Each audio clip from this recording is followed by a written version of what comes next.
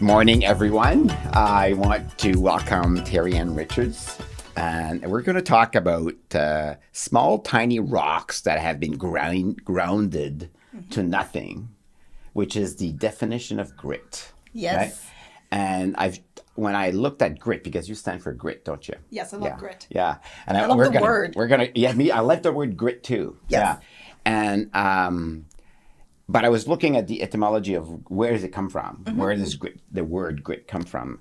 And that's what it gave me. It comes from, Greece. And it was like you're rubbing your body on this, like, basically small, very sharp, pieces of rock that have been ground, right? Through time and effort. Time, exactly. Yeah, right? Like exactly. sand. That's what sand is, right? It's like sandpaper. Yeah, it's like sandpaper. Yeah. So we're going to make the relationship between that and talent and, how do you persevere? Because every day is difficult, right? Yeah. Absolutely. Yeah. Every day is a new day with new opportunities, new challenges. Yeah. Yeah. So I'm going to ask you to introduce yourself. Cool. So tell me a little bit about you something I don't know. Oh, okay. Something you don't know that you can't search on. You could probably search. Yeah, something you don't want to share, maybe. Okay, so way to put me on the spot, Yves. Okay. So Terri-Ann Richards, born and raised in St. John, New Brunswick. Okay. Have a beautiful love affair with entrepreneurship. And I sort of fell into entrepreneurship. I think my first business was when I was, I don't know, let's say 11, 12 years old. I used to sell my bunnies. At one point I had like 20. They populate really fast, and I found that there was a way to make money off of it. So that was my very first business. Oh, true. I never thought of that. That's just so true. They're very good at it. So ingenious, actually. Right? So less work. Exactly. Yeah. Mm-hmm. So right there you have the nucleus of a business, like something that's easy to reproduce. And it's sustainable. Sustainable. They do all the work. I just have to do the marketing. Yes, with my little stand at the end of my driveway. Did you sell a lot? I did. I sold a lot. I can't remember if I sold them for like $5 or $10, but to me, I mean, like, you could get penny candy back in the day. So that was a lot of penny candy. Right. So it was pretty cool. Cool. Yeah. So you're an entrepreneur at heart. I am an entrepreneur, self-made. Okay. So didn't go to business school, didn't get this taught through, any formal education, but started in business probably when I was about 18, 19 years old. Is that like from your parents or from a mentor somewhere or somebody you saw on TV? I think. Did you see me on TV? Maybe? I might have seen you once and you might have sparked that interest. I don't think so. At a really young age, I went through a lot of crap, as a young girl. There was a lot of trauma in my back world. Mm-hmm. And I think it was just out of resilience. It's, I don't really fit very well in boxes, right? I don't fit very well with structure.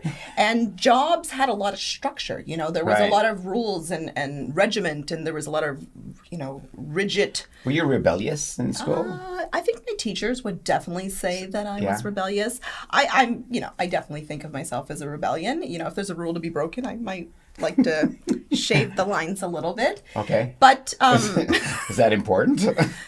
Yeah, in some ways. Is it like shaving the lines, or maybe you think about lines as like something that somebody else has said may not apply to you? They may not apply to me, but they also may need to look at it from a different perspective. Right. So different perspective. Yeah. Right? Yeah. Like I'm not a criminal. Like I got that. I'm a good human. I know you are. I can feel it actually. I have a good feeling for that. Yeah. You have good energy. Thank you. So started in business when I was about 18, 19 years old, and my very first business was Mary Kay, actually. So that was really? Yeah. So Mary Kay was my first dabble into, if you work really hard, you get a pink Cadillac. Well, I didn't get that. I didn't get the pink Cadillac, but I made it to Queen Bee status, and I did really well. And then, way before people were making jewelry, I got into a jewelry making, and then I realized I could sell it, so I customized it. And then I thought, hey, maybe I should wholesale it. And then I started wholesaling my jewelry all across Atlantic Canada. And Did you love it? Did you love that? At the time I did. Yeah. Yeah, at the time I did. And then obviously there was the jewelry bust, and everybody and was making jewelry, and so I sold my business, and I had a sign company, I've had a real estate company, I've been partnered in a travel agency. So I absolutely adore business, but I adore the challenge of business. Right. Yeah. It's once the equation has been solved, you move on. I move on. Yeah. So, So where does grit come in for you? In those, like, was it because you were like you had grit with selling bunnies? Like, I don't. No, I think. How does that work? Well, I think What is perseverance? Oh, perseverance. So same thing, right? Absolutely. Yeah, So okay. I think at the end of the day, there's a difference between fault and responsibility in terms of what's happened in your life. And so a lot of times people can get a fixed mindset. In other words, this is who I am. This is everything that's ever happened to me. And this is the way it'll always be. Happened to my parents, happened to my grandparents, and this is who I'll be. That's a fixed mindset.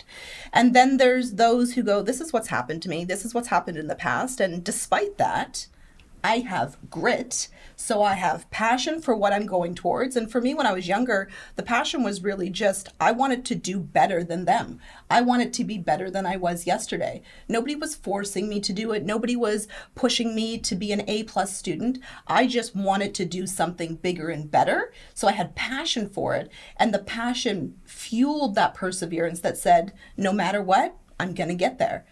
So, like, I've never heard this, but this I just got a kind of, like a shiver moment for me, like, aha. Like, what you're telling, if I understand this correctly, grit is the perseverance of trying to understand yourself better and then going towards that.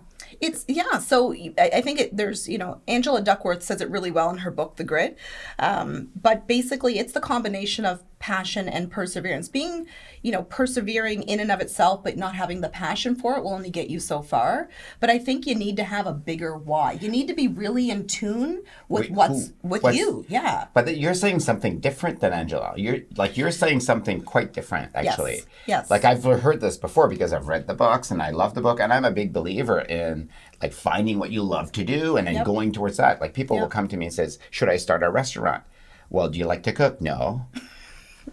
Then don't. Well, then don't. Exactly. Right? So it's not a business, unless you love it. That's unless right. you actually love coming into work and doing it.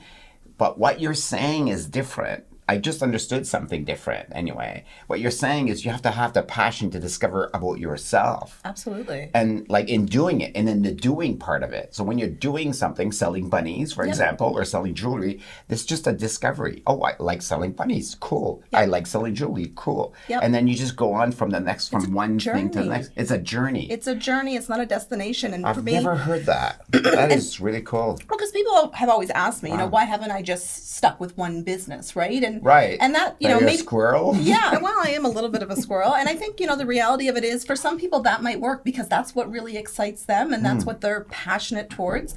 But for me, it's the learning. Like, every single year, I learn something new about myself that I didn't know before, that I can go just a little bit further, that I can up-level just that much more. And it's the most exciting experience for me every single year. But isn't it the same thing, though? Like, I forget the name of it. My son asked me to watch it. It's on Netflix. It's about this Japanese sushi chef, and he's made sushi for like 60 years, like forever, right? Wow. And he's the best. Like, you have to reserve like a year in advance to get his sushi, and he's the best in the world. But he's been doing this every single day. He wakes up at 5. He's like Kobe Bryant of sushi, right? Right? So like that. He wakes up every morning and practices that. Yeah. And so Kobe Bryant's another guy that just did one thing, right? Yep. So when you look at some of these successful people, they just did one thing, but you're successful doing something else, but you're actually doing one thing. Absolutely. Which is discovering. And that's what they're doing too. They're so passionate about whatever it is, making sushi, that they keep on discovering new ways to do the things they love to do. Absolutely. And I literally have a love affair with business and everything that comes with business, because business is different every day, especially in the businesses that I've been privileged to be a part. And then, in today's world, now I coach individuals who are leaders in business. And so every single day is different again, because now I'm a part of their world. Right. And so it's evolving. It's always changing. It challenges me. I'm challenging them. It's literally, it's what fuels my days. So So I'll get back to your coaching in a second Yep. because I'm quite interested in finding that out because I don't know exactly what you do because a lot of people are coaches, right? Yes. So and good. We need more coaches. Everybody needs coaches. Yes. Like the best in the world have coaches. Correct. So get a coach. Yes. I have like 7 coaches. So in different purposes. Yeah, for different Yep. areas. So yeah, I'm a big believer in coaches. But I'll get back to that. But I'm going to come back to grit. So we went from bunnies to jewelries to coaching. Is there something in the middle there? Oh, that I'm missing? absolutely. Yeah. So I had my own sign company, Valley Okay, Words. sign. Yes, you said Valley that, Words yeah. of Wisdom Decor, and that was really awesome. It was at the beginning, it was retail customizing. So Okay. dance like nobody's watching on your wall. Did that, customized that, and started putting that into retail stores around New Brunswick. Then I got into the commercial side, so doing signs for commercial businesses. Okay. Ton of fun. It was inspiring. I was on the road all the time. It was, super fulfilling.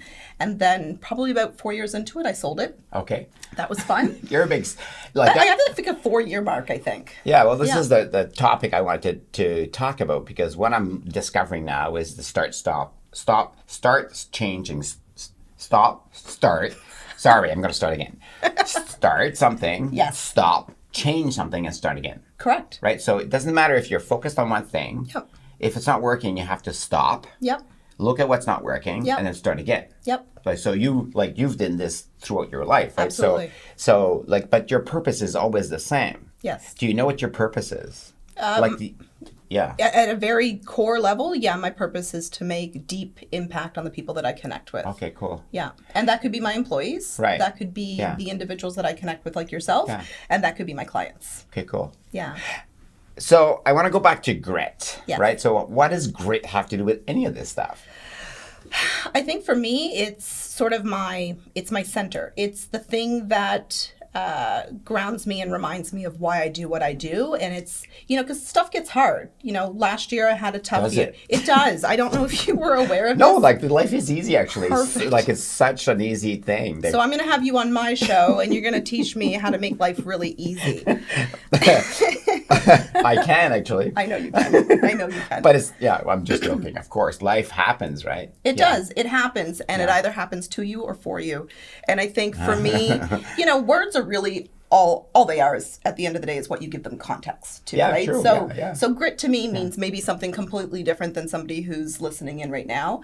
But for me, it's a reminder that stuff's gonna happen, okay? But it's happening for me. And so when something negative happens in my life, I have to take a step back and go, okay, what are the lessons here? What can I take out of this? Wow. What do I own? How do I change? How do I evolve? And what do I need to learn? So what book do I need to read? What podcast do I need to listen to? What mentor do I need to bring on?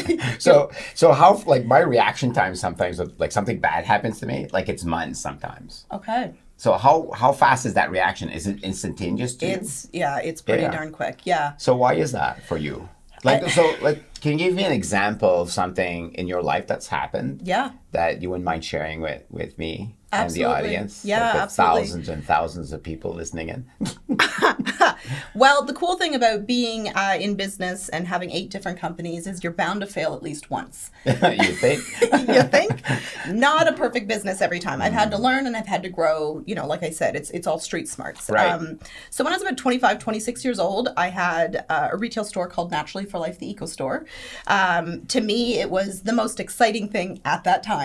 And I had never worked retail, and I had built this beautiful retail store in Rothesay, New Brunswick. I expanded into St. Andrews, New Brunswick, had my own publishing company, had my own magazine, Did you win an entrepreneurship award I have? from Ernst & Young? No. Oh, okay. But they can give me one if they'd like. Okay. Sorry, I cut you off. Okay. That's okay. So what happened? So that was bad? Yeah. grew at a really, really high level. Didn't understand delegation, didn't understand process and why it was so damn important in business when you had that amount of employees. And I had, unfortunately, some employees not do some great things. Some money went missing, some product went missing. I didn't run the business probably at the way that I should have because I didn't know, and I failed. I failed miserably. I went bankrupt and I lost everything. And it took me about 2 weeks to get back on my feet. I sat in the fetal 2 weeks. Yeah, I sat in the fetal position for about 2 weeks. And a buddy of mine who's also in business, who, thank goodness for him, picked up the phone, called me and said, "Are you done sucking your thumb yet?" And I thought, I think. And he says, "Well, you have a skill set that we need." And at that time, it was consulting and operations and marketing. He said, "I need you to come in my company and I want to hire you for a day because we don't know what the heck we're doing." And that turned into my next business. So no, I don't stay down for very long. So something I write down in my journal every day is the hiding I give up in, right? So the hiding you were giving up is that I'm shameful that I'm not capable to run a business. Yep. And you had to give that up. Yeah, right? You have to give up your story. You have to give up your story. Is that what you define as grit? That is what I define as grit. Because give up your story? Give up your story. Well, I was going to write that down, but maybe that's not polite. I'm writing it down anyway. Give up your story. It's not polite. Give up. The world is going to tell you. They're going to comment. Story. That this is grit. Oh, she wants me to do something with my phone. This is grit. I love that definition of grit, because most people say grit is just like plowing through the stuff. No, it's plowing through your mind. Like, get your story out. So you remove that story. You say, you know what? I love what I'm doing. I love who I am. Yeah, I love who I've become. Yeah. Yeah, I because love shivers. Before shivers all morning. Wow. I'm just going to make you shake. But before I got into Naturally for Life, I had this dream. I had this vision. I had this, this vast array of knowledge from everything I had learned before. And I went in with all of the perseverance and all of the passion, and I gave it my all. But there were parts of unknowns. There were things that I didn't understand, just like everything every day that we do. But a lot of times, and I think the stats, if you Google it, is 75% of people, that'll stop people. When they don't know, when they don't understand, when they fall on their tuchus, they stop. They go, "Ugh, something's wrong with me, I got to go back, and, get somebody else to do it, or I'm never going to do this again." And for me, I'm like, no, what did I learn? Okay, so so how do you get out of this story? Like, you're stuck on the couch and you're feeling low and the world's falling around you. Yeah. What habits do you have, or what techniques do you have to get out of your story, other than your friends saying, and that's important too. Yeah. Have amazing friends. Surround yourself. Amazing friends. You're better than that. Come out and play. Come out and play. Yeah. Get out of your head. Yeah, let's have some fun. Right? Yeah. You know what? And that's important though. I think it's important to have a good community that knows who you are. Right. Well, they know you at your core. At your core. Yeah. And I'm so blessed and grateful to have that here. You've met Shelly and Estelle and Jeff you've met. Yes. These people are they're amazing. There. They're there. They're amazing. If you're there on your couch, they're going to call and say, "Hey, what are you doing?" Yeah, and I'm blessed to have a lot of those folks in my corner. So but I think, at the end of it, Yves, it really comes down with you just got to be really in touch with yourself. I call it your core beacon system. It's your why at the end of the day. You need to know why you're here. I don't know who said it, whether I read it in the Bible or I read it somewhere else, but at the end of the day, it's probably all the Bible. You got 2 purposes in life. Number 1, find out what your purpose is. Number 2, spend the rest of your life fulfilling it. And you're not going to fulfill it in the first business or in the first conversation. This is a journey, right? So that's why you apply grit to this. The grit is to never give up, to find your purpose. Yeah. Why, the expression of yourself. Yeah. Because that expression changes over time too, right? Absolutely. You grow, you evolve, you become change. A different person. I'm certainly not who I was, 36 now. So, 10, 11 years ago, I went bankrupt. I am not the same person as I was then.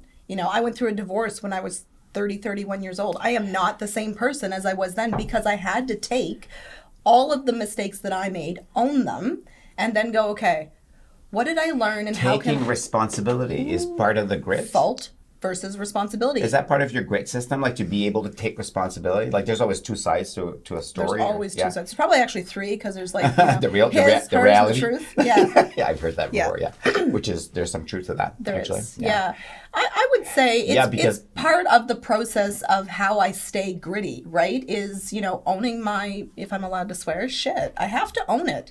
Because at the end of the day, if I don't, I'm just going to keep making the same mistakes. Same thing. And so I don't want to live in this space where I'm just going over and over. Okay, but Terri-Ann, this is hard, right? Some people will tell you, Like one of our friends, when I wrote a book, like you wrote a book. What's the title of your book? Why I Divorced My Husband. Yeah, that's interesting. I want to read that. It's a good book. Yeah. Yeah. So I wrote a book and I gave this to some of my friends, and some of my friends came back and said, "There should be a law against you writing books," right? Like he's a lawyer.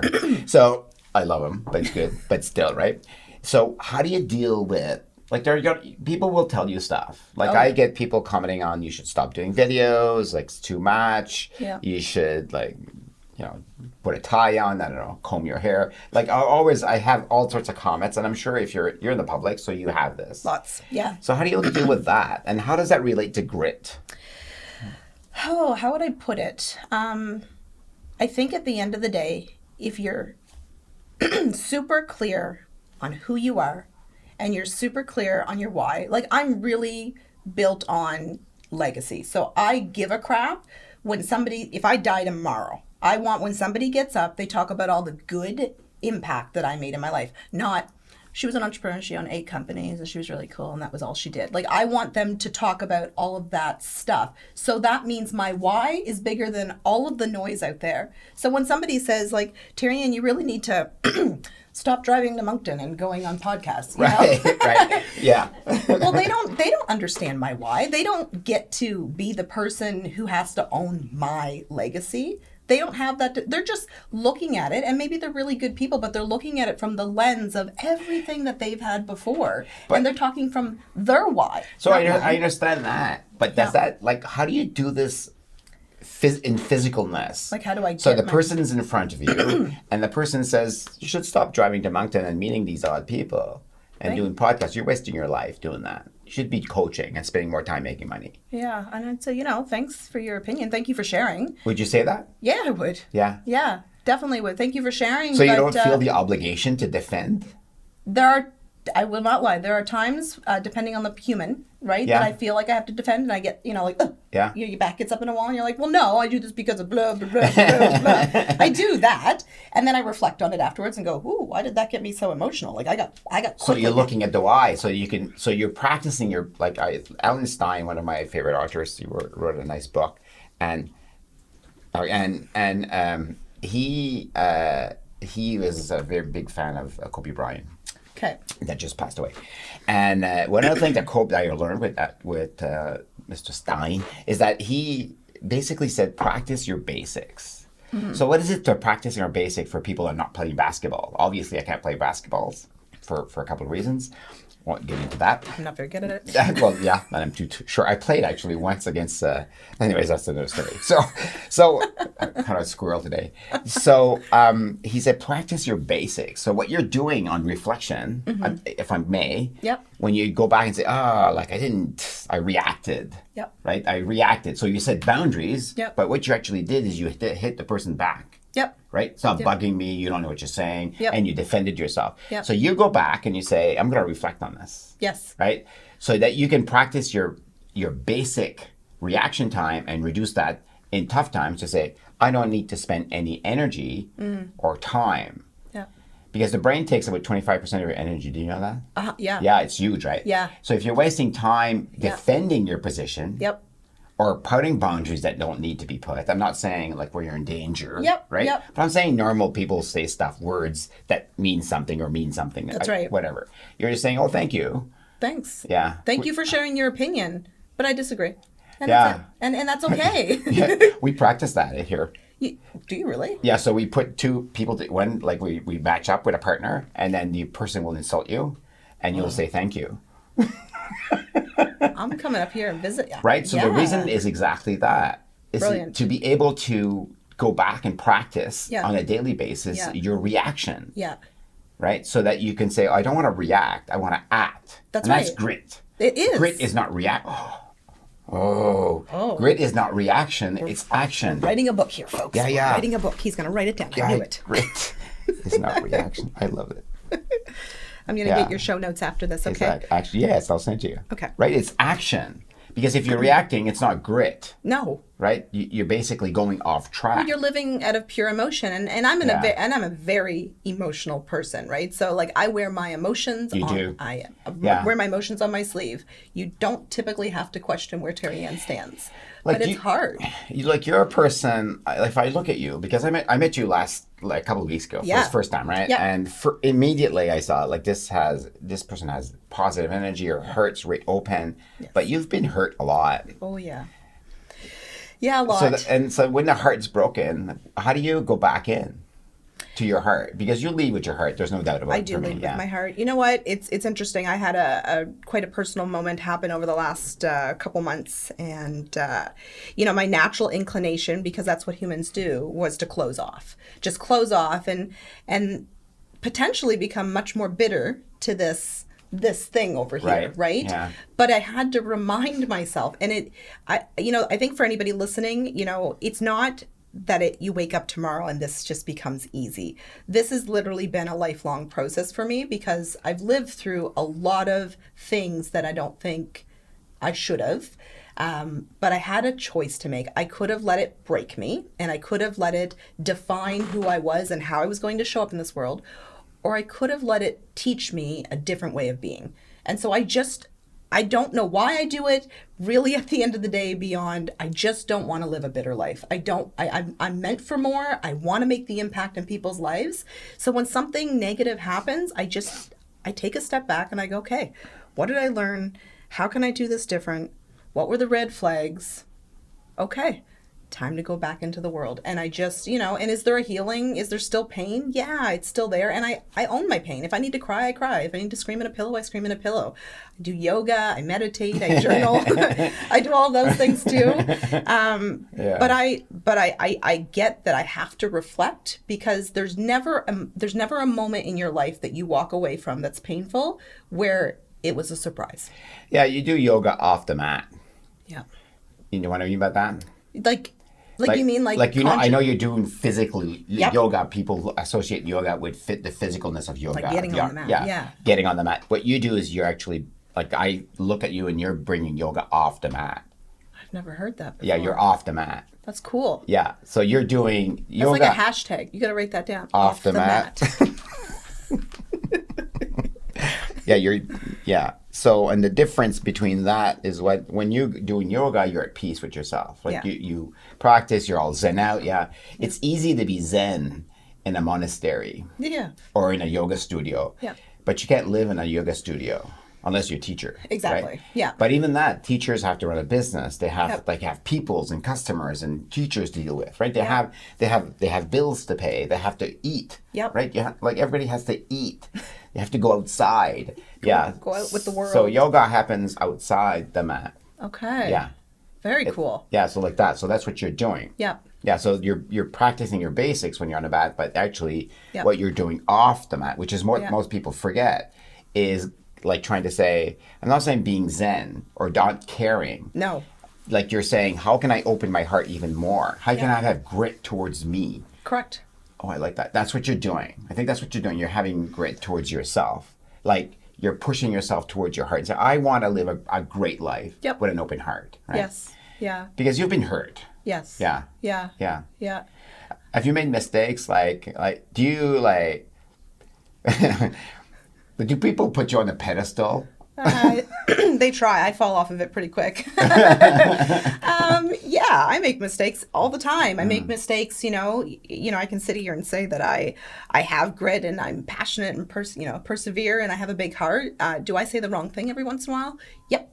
Yeah. Yeah, and I regret it, but then I own it. Yeah, and, you own that. Yeah, and I apologize. And you do that? I do. Yeah, and that's hard because I wasn't someone, years ago that liked apologizing because that. So why do you apologize then? If you don't like it? Because it's healing. And it almost, I think that there's a rewiring that happens in your brain that says when I have to own my stuff, to someone else beyond just myself, that there's a rewiring that happens that says, I didn't really like the apology side, so I'm not going to do that again, right? And that's, again, just a belief that I have that over time, when I make a mistake and I own it, I can be a better person and show up in a different way for the next person or the next human, right? Yeah. So that's, again, practicing yoga off the mat. When you're doing Warrior 2? Yes. And they leave you there for a bit, and you start to shake. That was last night. Like you're shake and shake. Yeah. Yeah. What you're doing is you're doing micro tears in your muscles, right? So those micro tears, like you're stressing your muscle. Oh. So those micro tears at night when you're sleeping rebuilds. And that's why you feel that your muscle, so it rebuilds stronger. So every time you micro tear a muscle, that's the way it builds, because the brain says, oh, that's a torn muscle. I'm going to go rebuild it. But you're using it, so I'm going to build it stronger for the next time that you use it. I like this. Right? So what you're doing by apologizing, so if you read the book, great book, Ho'oponopono, have you read that book? No. Ho'oponopono, oh my God, you got to read that. Ho'oponopono, I'll share with you. Ho'oponopono. Ho'oponopono is asking, saying sorry. So it's 4 things. Sorry. Okay. Can you forgive me? Right? Yeah. Thank you. And love you. So those are the 4 steps. And the reason you have to go through the 4 steps is saying sorry is good. Yep. But asking for forgiveness is the stress point. Oh, 100%. That's when you're actually doing micro tears in your brain. Because you got to pause and you got to Right. feel the tension and the Right. uncomfortability. Yeah. So that's micro tears in your brain. Yeah. So you're opening up your brain to a new possibility. That's what you're doing.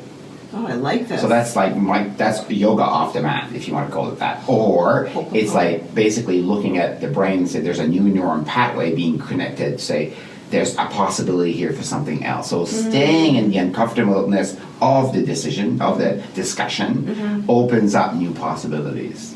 So that's what you're doing, which is grit, right? I love it. Grit is like staying in the conversation Yeah. longer than you want. Yeah, staying in the uncomfortability because you Yeah. know over here, what's that noise? I don't know. It's doing a Something. That's something's turning up. Yeah. But I think it's staying in an uncomfortable space long enough that you get the result that you actually want. Right. Because most people stop right here when they're uncomfortable. Or maybe the result that you don't know you want. Oh, yeah. Because you don't know. You're 100% right. You don't know. I did not know 3 years ago that I would be sitting here with you. Right. You don't know what the future is going to tell you, Yeah. yet, like what life is going to give you. Absolutely. Yeah. Absolutely. So I love that. Grit is about staying in uncomfortableness of the discussion or of the conversation or of the situation. Of the journey. Of the journey. Because everything that you and I are going through on a regular basis is part of some bigger plan, regardless of who who you bow to in your world, right? But it's part of a bigger plan. And so again, if you're in touch with your purpose and you're in touch with your why, that core beacon system, it just makes it easy to go, okay, this is another mountain I need to climb. But when I get to the top, it's going to be beautiful. Then I gotta go back down again, and I gotta go find a new mountain. But that's okay, because that's part of the journey. It's part of the process. And I think what's really cool is when you go through these moments, what I think is such a responsibility for us as humans is to share that, right? And I love that social media has really made it this platform that people can share. I heard that beep too. That they can share what they've been through because they give hope to other people, right? Yeah. Yeah. I'm going to ask you another question, and I don't know the answer to this question, but the question is, did you forgive your ex? Which one? Oh, okay. Well, we'll start with one, and then we'll go to the other ones. Yeah, I would say yeah, absolutely. So my ex-husband is a wonderful human. He actually read my book, and I wanted his honest testimonial. Okay. And he gave me a really nice one. Yeah. Wow. So we co-parent really well together. Okay. He's a good friend. He's helped me out when I need him.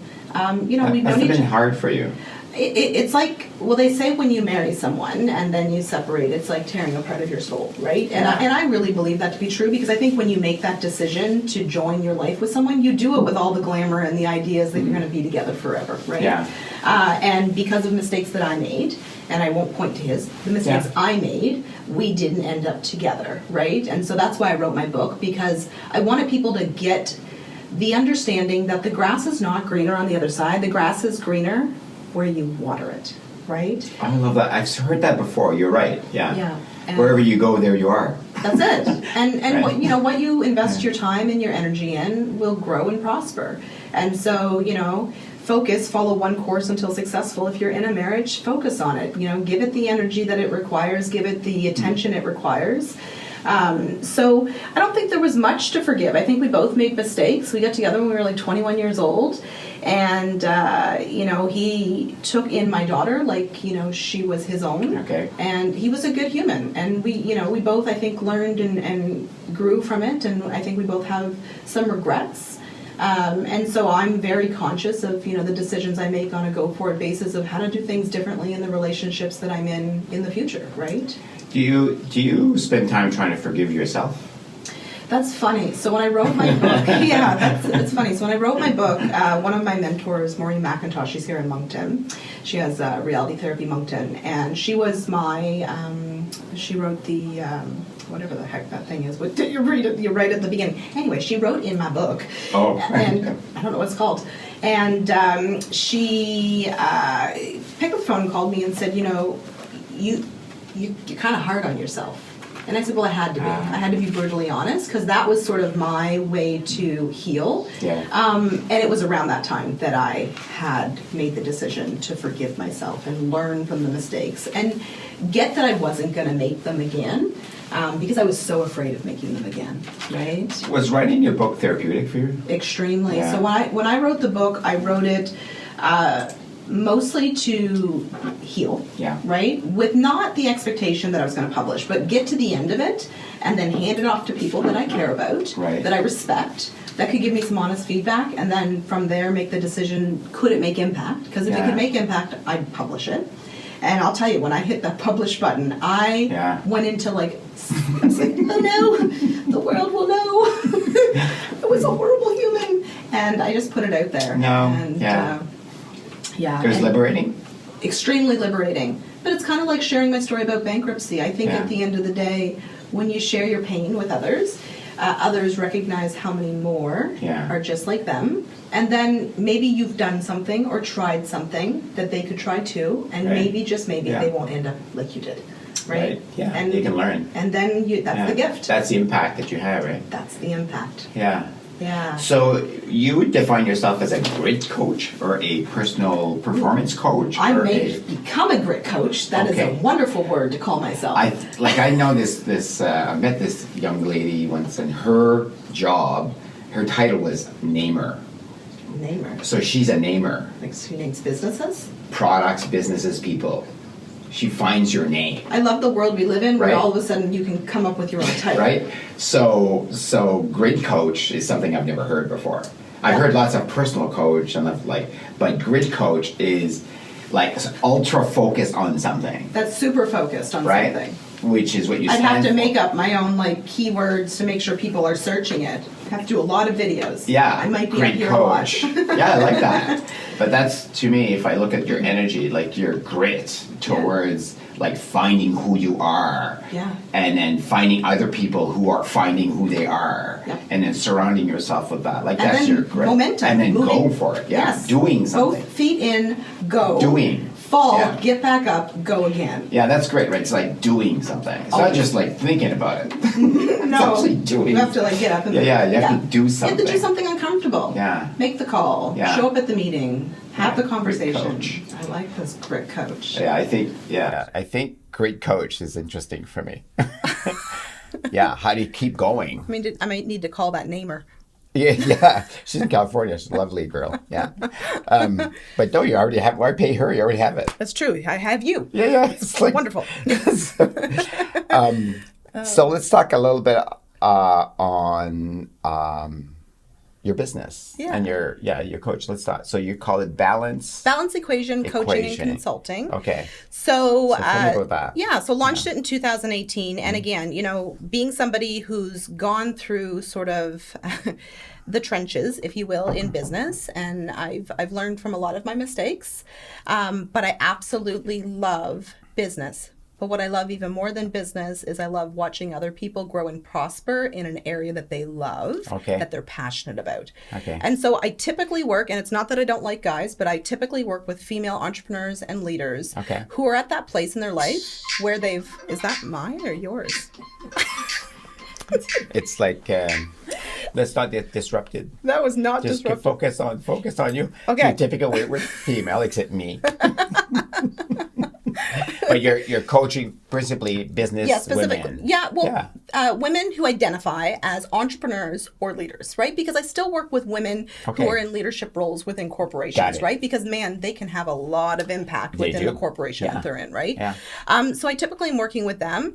And, you know, it's personal development coaching at the end of the day. Yeah. These are people that get that you need to work on the inside before your external world gives you the results that you want. I love that. Because so many people are chasing the high, they're chasing the dollars, they're chasing the big success, whatever that is, but they haven't done the work on the inside. Yeah. They're still dealing with past baggage. And so, you know, if you think of a 50-pound bag of potatoes, they picked up one at 5, and they picked up another one at 12, and then at 22, and then at 30, and then at 40. And now they're walking around with, you know, 200 and something pounds of potatoes. And they're wondering, you know, why don't I have the momentum in my life? Why don't I have the success in my life? Why am I not where I want to be? Well, it's because you're hanging on to all this crap. Yeah. So how do you figure out how to let it go? But also, like, who are you? Yeah. Because a lot of people identified with something that somebody told them to be a long time ago, or they forgot to ask themselves that question on a regular basis. They're waking up in the morning, taking care of the kids, taking care of their spouse, showing up in the community, doing awesome things in their business, and they have no sweet clue who they are. And I love that. They're tired, they're exhausted. Those are my people. It's hard, eh? Like I had my grandkids for the week because my wife is in Ottawa and then their mom is in Halifax. So I'm a single dad or granddad for a week, and it's a lot of work. Right? Yeah, it is. And so there's a lot of like, you know, women who are trying to do all of that, and I have compassion for that a lot, right? And I think you're right to, if you look from a business point of view, the upgoing trend for sure, the momentum, the awakening that's happening is led by women. The revolution that we're seeing is led by women. Yeah. So the focus on women, because they need a lot of coaching, we need coaches everywhere, but it's perfectly great. Yeah. Well, and I think they need to be reminded, like you sit on an airplane and, you know, the lovely stewardess or steward gets up and they say, you know, they go through all the security and the regulations. And one of the first things they say is to put the mask on yourself first, right? Like that. Before you help anyone else, put the mask on yourself first. You can only pour from the overflow of your cup. You can't pour from an empty cup. But so many people are walking around with a bone dry teacup and they're trying to, you know, fulfill the lives of others. And they'll wonder why their relationships are failing. They'll wonder why they don't have that awesome relationship with their kids. Why, you know, they don't have that feeling of success in here, not out here, in here. It's because that they're not fulfilled internally. They're not working with themselves, they're working against themselves. So they almost need to be given permission. I love coaches that have gone through shit. They make the best coaches. Right? Because like, you know, it's hard to coach someone through a hard time if you haven't experienced something similar, right? Correct. So I am so grateful that you're here in our province teaching our young women to be leaders and because it's so needed. Yeah. Well, they're going to make impact, right? So I make impact in their lives, but it's the butterfly effect. It's like every time someone does something amazing for you, you're going to go out and do something amazing for 5, 6, 7, 8, 9 people, and then they're going to go do it for somebody else. What a world we would live in if all we did was focus on what we can do for others. Right. Because the second you do that, I'm fulfilled. I'm fulfilled when I do it instantly. You're fulfilled because you just received, and now you want to go pour out to other people. I love that. It's great. So I have a few more questions. So you have an event too. That's like can you talk about your event? Oh my gosh. So my event, I get so excited when I talk about my event. I can tell. Your aura changed. Like I can read aura, but your energy changed. He's like, he's an aura reader now. No. Oh gosh. Okay. B, the balance retreat. I do respond to energy though. I don't see aura, but I respond to energy. You feel it. I absorb it. If you're negative, I just feel that. Like it's just, if you're positive, then I get it. You have a very positive office, so I don't think there's a lot of that here. No, but that it was very difficult to build that. We had to say bye to people a lot that were not on the same path as us. Nothing wrong with them, just not the same path. Culture shifting. Yeah. Yep. So what I wanted are people that are looking to be honest and to take responsibility. Yep. Right? If you're not willing to take responsibility, then you become a bully after a while. That's what happens. Absolutely. Yeah. Well, because you blame. You blame that you're just pointing fingers, Yeah. except for looking here. Yeah. So that's what happens, right? For me, as soon as you start blaming, like I know you have an issue, so I'm gonna get on you. Yep. I'm gonna get your coach. Yep. And that's what Tuba is about, actually. It's like we'll talk about that in a bit, but Yeah. maybe you can help us with that. But let's talk about your event. Okay. So Be the Balance Retreat. Be the Balance Retreat. Be the Balance, because you know what? You're a human being. You're not a human doing, and you need to learn to just be. Yeah. Right. And so the premise of being, yeah. Just be. Right. Stop, pause, be quiet.